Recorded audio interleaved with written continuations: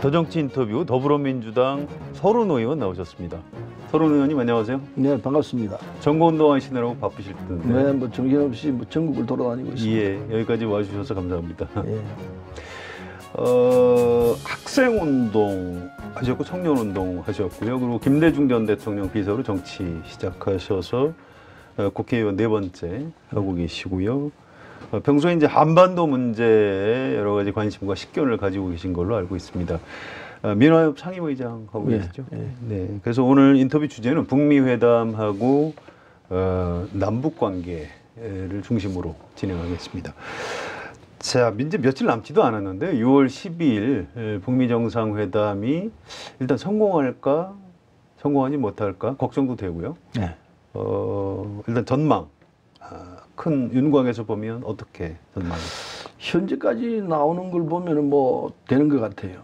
잘 되는 것 같은데, 근데 이게 지난번 사태로 보는데 또 어디서 뭐가 못하겠다 이렇게 할 소지도 없잖아, 있죠. 네. 그 다음에 또 현장에서도 뭐 제대로 안 될 가능성도 없잖아, 있지만은, 근데 전체적으로 보면은 아 이건 되겠다, 될 수밖에 없다. 이렇게 생각하고 있습니다. 왜 그렇게 보십니까? 왜냐하면 미국과 북한의 이해관계 이게 있기 때문에 그 이해관계를 놓고 생각하면은 양쪽이 윈윈할 수밖에 없는 조건이죠. 북한도 체제 보장을 받아야 되고, 네. 또 트럼프도 북한의 핵을 비핵화 시켜야 되는 조건. 그게 이어서 11월 중간선거도 있고 또 자기 재선도 있고 이런 조건들이 있기 때문에 트럼프 대통령 입장에서는 뭔가 성과를 올려야 되죠. 그게 있고, 북한의 입장에서는 체제 보장을 통해 가지고 국가다운 국가, 나라다운 나라를 만들 수 있는 틀을 만들어야 되니까 그게 이제 서로 이해관계가 합치진다고 봐야죠. 큰 조건에서 맞기 때문에 네. 뭐 작은 걸림돌이 있어도 극복할 수 있을 것이다. 그렇다고 봐야죠. 이렇게 보시는군요. 네. 일각에서는 미국이 혹시 미국까지 날라오는 그 대륙간 탄도탄만 우선 못하게 하고 핵은 시간을 좀 두고 뭐 이런 절반 정도 어정쩡한 합의가 이루어지는 것 아니냐, 뭐 이런 걱정을 하는 시각도 있는데 그럴 가능성 없을까요? 6월 12일 날은 전체적인 입장에서 큰 틀에서의 합의, 일단 비핵화는 한다, 그리고 체제 보장을 한다. 네. 그 정도 선에서 선언적 상황이 있을 것 같고, 그다음 조금 더 나간다면은 그럼 구체적으로 핵을 어떻게 없앨 것이냐. 그렇죠. 그다음에 그 체제 보장을 어떻게 할 것이냐. 이런 문제까지 깊숙이 들어가게 되면은 그건 뭐 하루 만에 못 할 거예요. 일정은 합의를 할 수 있을까요? 일정. 대략 앞으로 뭐 1년 뒤까지 뭐 비핵화를 한다, 검증을 한다라든가 이런 것들은 그게 이제 트럼프 입장에서는 예. 가장 중요하게 요구하는 부분일 텐데, 그렇죠. 프로그램을 확실히 내놓아라. 현재 상태가 어떤 게 있으니까 이렇게 진행하겠다. 이게 나와야 되는데 시간표를 내달라는 거죠. 그렇죠. 달라는 건데, 예. 근데 이 북한 입장에서는 그걸 쉽게 내줄 수가 없겠죠. 실제로도 그게 시간표대로 진행된다는 보장도 없고, 그래서 그걸 가지고 밀고 당기는 상황이 진행될 것 같고, 북한 입장에서 그렇고, 그다음 북한 입장에서는 그렇다면 체제 보장에 대한 확실한 내용이 뭐냐, 수교까지 가야 될 거 아니냐. 이런 상황에서 중간 과정 정도 일테면은, 그래서 핵 문제는 그게 지금 당장 처리할 수 있는 사안은 아니니까 지금 할 수 있는 건 ICBM 정도를 철거를 한다든지, 네. 그걸 확실하게 검증해서 걷어낸다든지 이런 거 정도는 할 수 있을 것 아닌가라고 추측을 하는 것 같은데, 확실한 거는 잘 모릅니다, 사실은. 아, 그렇군요. 네. 알 수가 없죠. 조금 더 나눠서 좀 질문을 드려보겠습니다. 북한의 비핵화를 이른바 완전하고 검증 가능하고 불가역적인 비핵화, 뭐 이런 얘기를 하는데요. 이런 방식의 비핵화가 과연 어떤 절차하고 어떤 방식으로 가능한지 좀 상식적으로 좀 궁금하거든요. 어떻게 보십니까? 근데 이제 CVID라고 하죠. CVID가 그게 간단하게 말하면 완전한 거죠. 완전히 없애라. 그렇죠. 네. 근데 그 중에서 이제 이 V가 그 검증한다는 뜻, verifiable, 예, 검증할 수 있어야 된다. 근데 검증할 수 있어야 한다는 거는 핵 전문가들이 들어가 가지고 상황을 보고, 그리고 아 이거 앞으로 없애는 거구나, 이걸 보자는 거거든요. 그다음 되돌릴 수 없다는 이 리버서블인가, 그 되돌릴 수 없는 것은 그건 북한에 있는 핵을 철거한다, 가져간다. 어디로 가져갈지는 모르죠. 미국으로 가져가자고 주장을 했지만 미국으로 가져갈지 중국으로 가져갈지 러시아로 가져갈지 일단 북한 내에 있는 핵은 다른 곳으로 옮긴다. 이게 이제 아마 돌이킬 수 없는 그 부분이 들어갈 것 같고 비핵화는 건 마지막 부분이죠. 그렇게 비핵화되는 부분은 마지막 부분이 될 텐데 결국은 완전한 비핵화죠. 완전한 비핵화인데 두 번째 검증 가능하냐 그리고 돌이킬 수 없도록 하느냐 이 부분일 것 같은데 그건 이제 이 핵 전문가들이 들어가서 상황을 보고 그리고 가져오거나 철수시키는 거죠. 그 두 개가 결국은 문제일 것 같습니다. 거기에 대한 합의가 지금 어느 정도 될 것이냐 이걸 텐데 전문가들이 들어가서 북한의 지금 핵시설이 NIT가 보도한 내용을 보면은 한 60개쯤 된다고 하면 그럽니까? 60개쯤 되는데 핵만 지금 완성한 게 60개면은 핵시설들은 100개 정도 된다고 보죠. 네. 시설들이. 그럼 그거 보려면 사람도 엄청나게 있어야 되고. 그렇죠. 시간도 많이 걸리죠. 굉장히 걸리죠. 예. 하루 이틀에 될 수 있는 건 아니지만 적어도 몇 년 걸릴 거라 보죠. 2년 내지 3년 걸릴 거 아니냐. 전체를 다 정리하는 데는. 예. 그렇게 본다면은 그래서 처음에는 이 트럼프 대통령이 한 방에 다 하자. 이렇게 주장하다가 얘기를 들어보니까 그게 아니구나. 그래서 단계적으로 할 수밖에 없다는 걸 인정을 하고 나오는 것 같은데 그거는 그렇다 치더라도 북한 쪽에서 요구하는 것. 그러니까 체제 보장은 어떻게 할 것이냐. 그렇습니다. 이게 이제 큰 문제죠. 예. 그런데 이제 사실은 그게 따져보면 어려울 거 없어요. 거슬러 올라가서 보면은 2000년도에 6.15 선언을 했습니다. 우리 김대중 대통령하고 김정일 위원장하고 손을 맞잡고 한반도 평화를 가져오도록 했는데 그리고 10월달, 11월달 그 당시에 미국의 이 클린턴이요?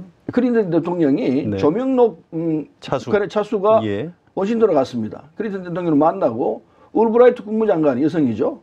양반이 김정일 위원장을 만났죠. 서로 교차로 만났죠. 그 다음에 조건이 클린턴 대통령이 김정일 위원장을 만나가지고 평양에서 만나가지고 북미 수교를 하는 거였습니다.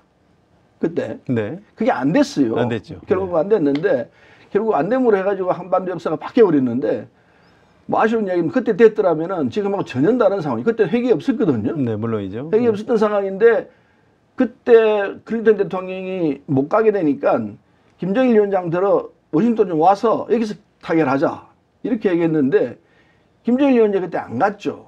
못 갔는지 안 갔는지 모르겠으면 안 가는 바람에 결국 안 됐고 그 뒤에 부시 대통령이 아들 부시죠. 부시 대통령이 들어와 가지고 클린턴 대통령이 갖고 있던 이 정책은 전부 다 새롭게 집어넣고 네. 니 한번 해봐라 이런 식으로 나가니까 결국 이게 북한은 그때부터 왜 이러느냐. 그리고 안 좋은 것이 2001년도에 9.11 터졌죠.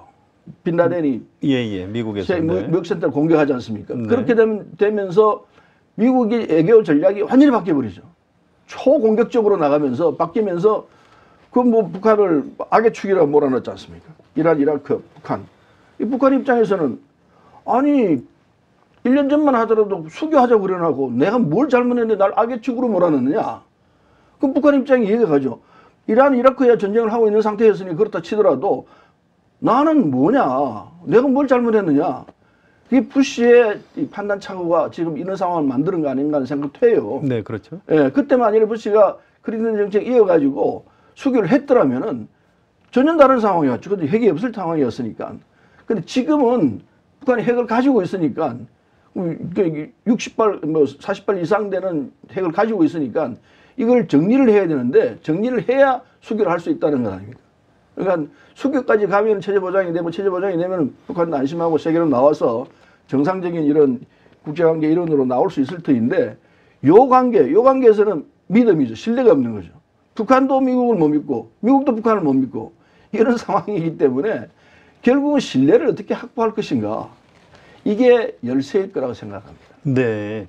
일단 그 시계를 2000년으로 좀 되돌려서 북한하고 미국이 신뢰를 쌓기 시작하고 이렇게 되면 수교까지도 갈 수 있다고 보시는 거죠? 그럼요. 당연히 수교까지 가죠. 네. 그래서 지금 트럼프 대통령이 1차로 끝나는 게 아니다. 6월 12일 날 싱가포르에서 회담이 잘 되면은 2차로 초청을 하겠다. 이렇게까지 이야기하고 있지 않습니까? 그렇습니다. 그거는 어차피 핵 문제 처리가 단기간에 할 수 있는 사안이 아니기 때문에 몇 차례 걸쳐서 얘기를 해야 되는 상황이라서 그렇게 해야 되는 부분도 있고 신뢰를 쌓기 위한 과정일 거라고도 보죠. 얘기를 해보면은 저 사람이 그렇게 나쁜 사람이 아니구나. 그 적어도 우리 미국의 이익과 그렇게 크게 배치되지는 않는구나. 뭐 이게 서로 이해가 된다면은 그다음에 자연스럽게 이게 이제 핵 문제라든지 그다음에 국교 수립이라든지 이런 문제가 정리가 될 수 있을 거라 생각하고 신뢰라고 봅니다. 신뢰. 네, 알겠습니다. 신뢰를 어떻게 쌓아갈 것인가 이게 문제인데 예. 한 번에는 안 될 것 같아요. 그렇죠. 네. 자, 민화협 활동도 하시면서 북한 사람들 많이 만나셨을 텐데요. 저는 북한 사람들이 미국에 대해서 어떤 생각이나 감정을 가지고 있는지가 좀 궁금하거든요. 그동안 느끼신 것이 좀 있나요? 네, 북한이 미국을 어떻게 생각하는지. 공식적으로 갖고 있는 입장은 예. 뭐 엄청난 적대적 이걸 부리지 않죠. 그럴 수밖에 없죠. 전쟁까지 치르고 수많은 사람들이 죽었었으니까. 그렇지만은 그쪽도 미국과의 관계가 정상화되지 않으면은 어떻게 할 길이 없다. 이건 알죠. 그래서 어떻게든 정상화 시켜야 한다. 이걸 갖고 있다 생각합니다. 일테면은 베트남과 미국하고 얼마나 전쟁을 치르면서 얼마나 많은 사람이 죽었습니까? 그렇죠. 그런데도 정상화 시켜가지고 잘하고 있지 않습니까?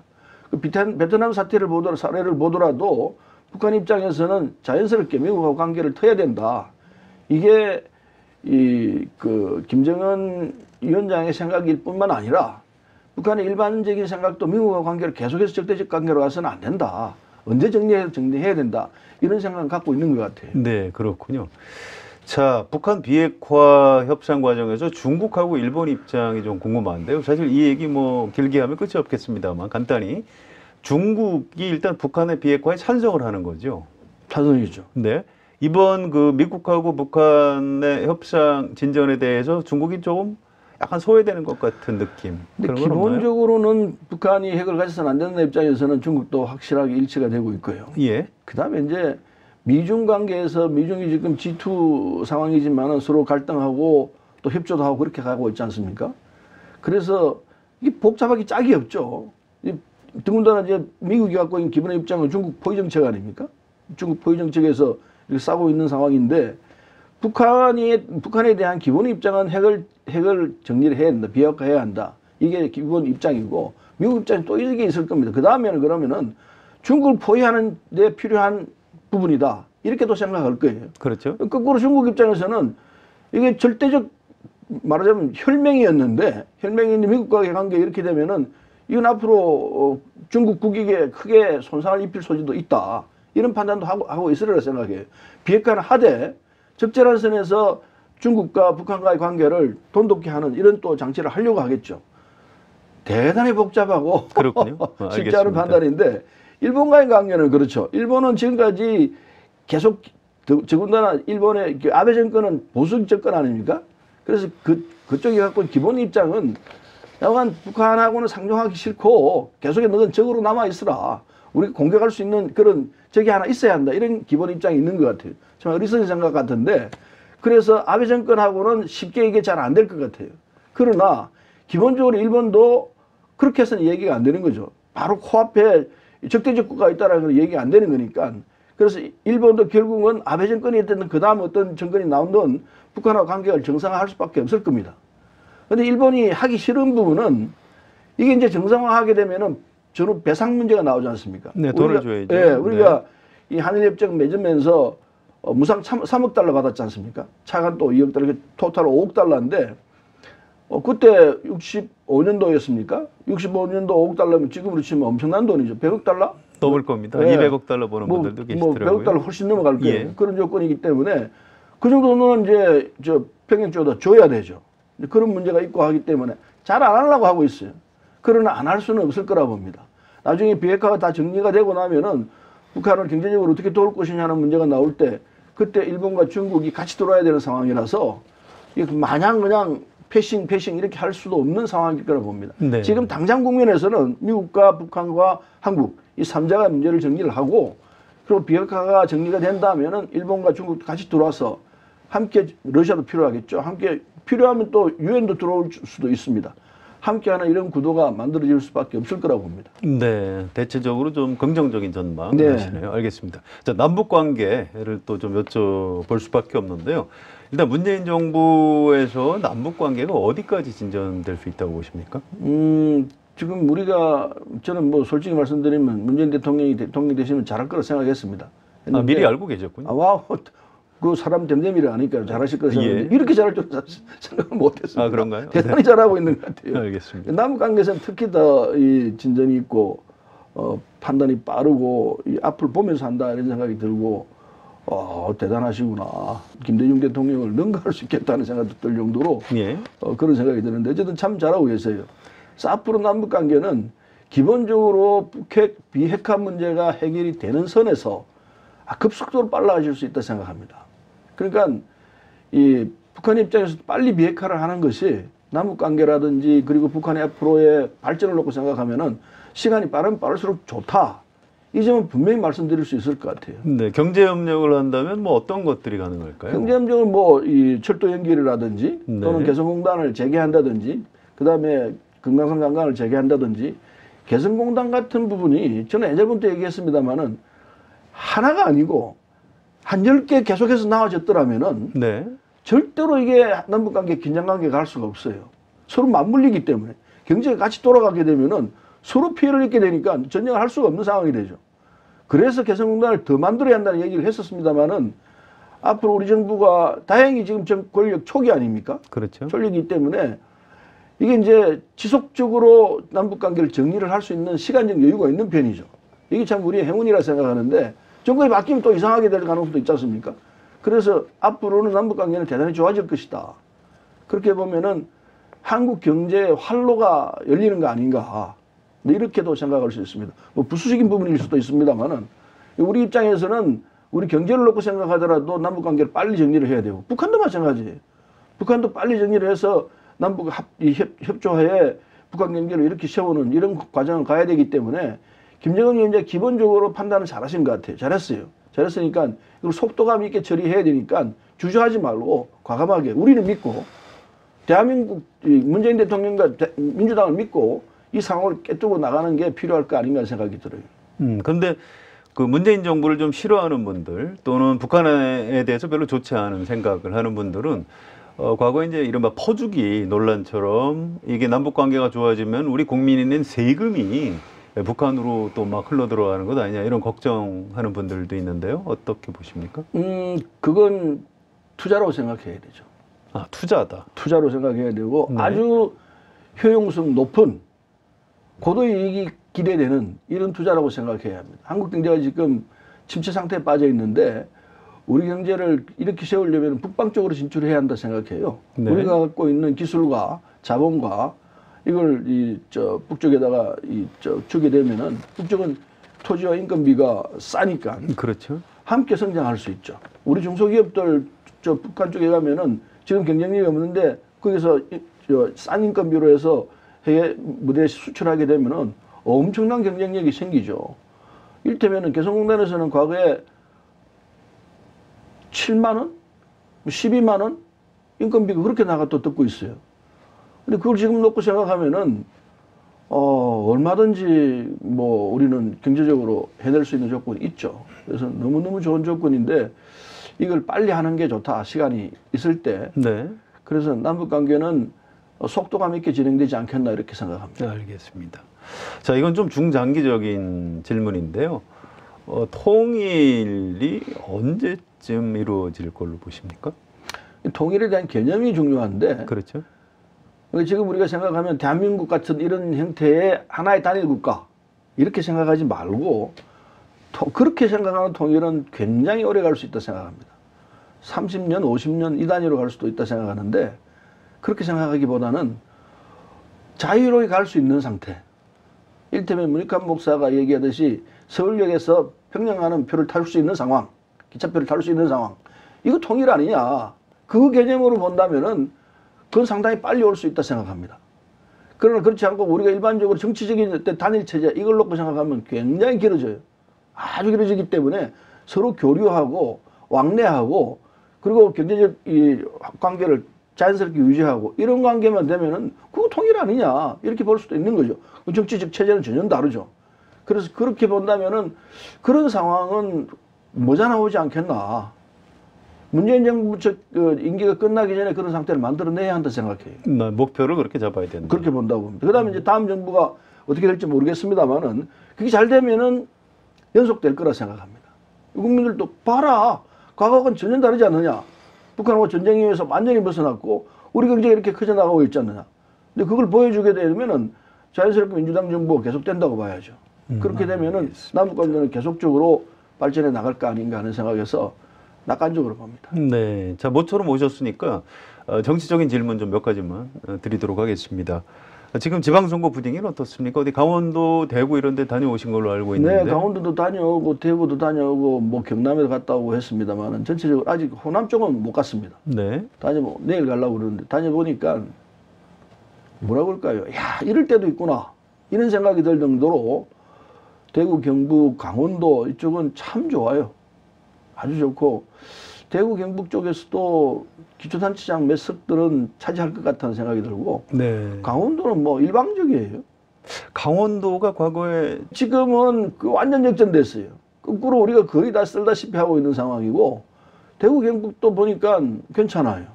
몇몇 석은 기초장을 몇 석 할 것 같고 그다음 충청도 쪽도 뭐 충북을 다녀왔습니다만 아주 좋은 것 같고 지금 보도되고 있는 이 단체장이 14개는 우리가 차지할 것이다. 뭐 이런 얘기가 사실과 일치가 되는 것 같아요. 네. 자, 뚜껑을 좀 열어보면서. 빨리 열었으면 좋겠어요. 예. 지금 부천 지역구 국회의원이신데 부천 분위기는 어떻습니까? 수도권? 부천도 비슷해요. 수도권은 거의 비슷한데 네. 거의 다 우리가 다 압도할 거 아닌가 하는 생각을 하고 그러니까 이제 지방으로 다니면서 이제 응원하고 있는 거죠. 아, 네. 우리가 급하면 어떻게 그걸 다니겠습니까? 그렇군요. 예. 그 기초의원 나번도 당선될까요? 남은 당선돼야 되죠. 지금 우리 당에서는 이 어벤져스라고 지구를 구한 뭐 그 있지 않습니까? 영화. 예. 그걸 이제 빗대가지고 나벤져스라고 그래가지고 캠페인을 벌이고 있습니다. 나번을 당선시켜야 한다 이거죠. 아하, 나번. 네, 나번을. 네. 왜 그런 거 아니? 지방자치단체장은 우리가 차지합니다. 대부분 다. 부천도 마찬가지인데 경기도 이런 다 차지할 것 같은데 이게 단체장만 한다고 해서 되는 게 아니고 의회가 같이 맞물려 줘야 되거든요. 의회가 서로 양분되거나 이렇게 되면은 그냥 맨날 싸워요. 그래서 이게 비생산적으로 가는 경우가 참 많은데 우리 독재를 한다면 싸워야 되겠지만은 굉장히 합리적으로 문제를 하고 있거든요. 그런데도 불구하고 야당이 그냥 지금 홍준표 대표가 하고 있는 저 스타일로 계속 간다면은 이거 굉장히 문제가 생깁니다. 그래서 야당이 아주 건강하게 비판하고 이런다면은 우리 얼마든지 받아들이죠. 그게 안 되고 그냥 사사건건 다 반대 위주로 가게 되면은 정말 피곤해가지고 할 수가 없게 됩니다. 수적 우위가 꼭 필요한 상황이 될 수밖에 없는데 그런 점에서 나번이 꼭 당선돼야 한다는 게 우리가 경험칙에서 나오는 판단입니다. 네, 알겠습니다. 지금 말씀 중에 다음 질문이 들어있는데요. 홍준표 대표하고 자유한국당이 지금 민주당 선거운동을 해주는 것 아니냐. 그래서 뭐 시체말로 아유 저 양반 계속해서 해야 되는데 하는 소리를 하는 우리 민주당 당원들이 많이 있습니다. 네. 근데 이제 안타까운 것은 네. 이 야당 대표가 유세를 못한다는 사실. 야당 후보들이 유세를 원하지 않고 있다는 사실. 적어도 광역단체장들은 지금 유세를 기피하고 있거든요. 그렇습니다. 홍준표 대표 오는 걸 아주 피해버리고 나타나지 않고 하는 그것은 불행한 일이죠. 근데 문제는 당자가 그걸 알고 지금 좀 아는지 모르겠습니다. 유세 안 한다고 그랬으니까.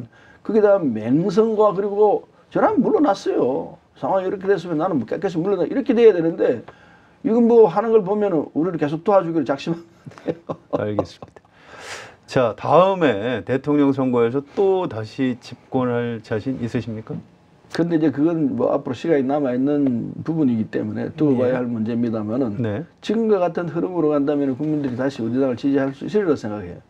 대신에 이게 이제 교만, 오만이 최대의 적이라고 봅니다. 그렇군요. 예, 인간사에 제일 위험한 게 오만이라고 들었는데 오만하지 않고 겸손하게 국민 앞에 나서면은 뭐 국민들이 우리들의 뜻을 이해를 하고 함께 가자고 할 것 아닌가 생각합니다. 네. 자, 지방선거 이후에 뭐 약간의 정계 개편이라든가 더불어민주당과 또 일부 정당의 연정이라든가 이런 걸 예상하는 분들도 있는데요. 좀 중진 정치인으로서 지방선거 이후에 어떤 정치판의 어떤 변화 이런 거 어떻게 예상하십니까? 지금 우리가 11석 정도 뭐 거의 다 가져온다 한 석 빼고 그것도 무소속으로 가져가고 국회 상황을 그렇게 정리가 되면은 상당히 여유 있게 이제 운영을 할 수 있는 상황이 되지만은 그럼에도 불구하고 네. 가반수는 훨씬 못 미치거든요. 거기다가 130석 정도 됩니다. 예, 거기다가 야당이 이 선거가 끝나고 난 뒤엔 참패에 대한 일테면 뭐 리액션이라 할까요? 그거로서 틀림없이 통합 얘기가 나올 겁니다. 지금도 통합 얘기를 하고 있는데 예, 그렇습니다. 야당이 통합을 하게 되면은 의석수 고립도 훨씬 많아요. 그렇게 되면은 이건 그 국회 운영하기가 아주 어려워지고 의장 문제부터 해서 복잡한 상황이 생길 가능성이 있습니다. 근데 이럴 때 그럼 우리는 어떻게 할 것이냐? 그쪽이 그렇게 나면 우리도 그냥 있을 수는 없죠. 우리가 소수당으로 운영을 할 수 없으니까요. 다수당이 될 수 있는 방법을 택해야 되는데 저는 일찍부터 그렇게 주장을 했었습니다. 지금 평화민주당이나 정의당 특히 네. 그분들이 갖고 있는 입장은 우리 당과 거의 다르지 않아요. 거의 같이 가는 입장입니다. 특히 정의당 분들은 너무너무 뭐라 그럴까요? 탐난다 그럴까요? 한 분 한 분이 다 그런 분들이기 때문에 네. 꼭 우리랑 같이 하고 싶어요, 저는. 그래서 그렇게 되면 법 여건이 하나가 되는 이런 구도가 만들어질 것 아닌가. 뭐 연정도 얘기가 되겠습니다만 연정보다는 저쪽이 그렇게 통합을 하는 과정이 생기면은 우리도 같이 그게 맞물려서 법 여건이 하나 되는 작업을 해야 한다 생각을 해요.